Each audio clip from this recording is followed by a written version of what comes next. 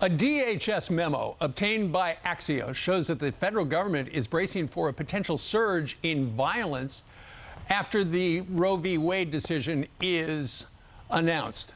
It says threats, quote, are likely to persist and may increase leading up to and following the issuing of the court's official ruling. This after the preliminary was leaked. South Carolina Congresswoman Nancy Mace knows what it's like to be a target of political attacks. Her home was vandalized by Antifa symbols and profanity, it should say, with those symbols last year. She joins us live right now from D.C. Good morning to you, Congresswoman.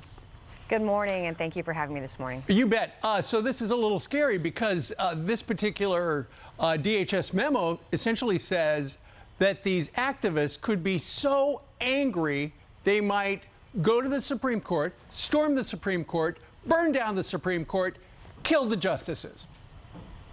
Right, and we've seen this violence before, right? In Portland and other cities across the country, and even in my hometown of Charleston, we saw some of this violence for months, and in some cases longer than that. And I know firsthand how violent these extremists, the tolerant, so-called tolerant left, can be when they showed up at my house in the middle of the night to spray paint it. I had my car keyed months before that.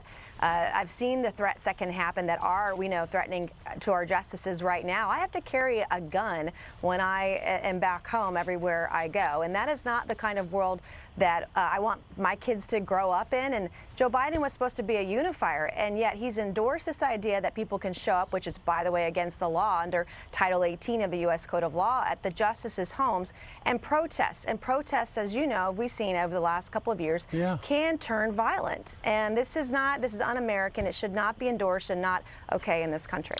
The Axios reports makes it sound like they've got to worry about protesters from both anti-abortion and pro-abortion. But just the common sense would be that if Roe v. Wade is struck down, the anti-abortion activists would be dancing in the street. They're not going to be lighting the Supreme Court on fire. No, they're not. They will be very happy and be working at both the federal and state level to work on pro-life laws that the vast majority of parents agree on.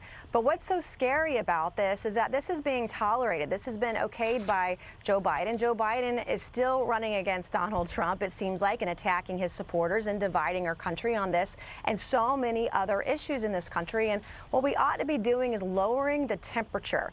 We have seen violence in our streets. We do not want to see it again. The American people, as you all noted earlier in the program, they are paying 26% more for housing and for rent.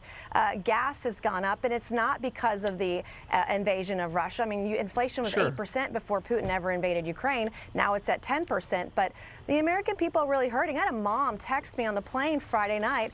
Her baby formula had been seized by customs. It was being imported by Europe. And I was like, I don't care what paperwork was messed up. Get the mom the baby formula.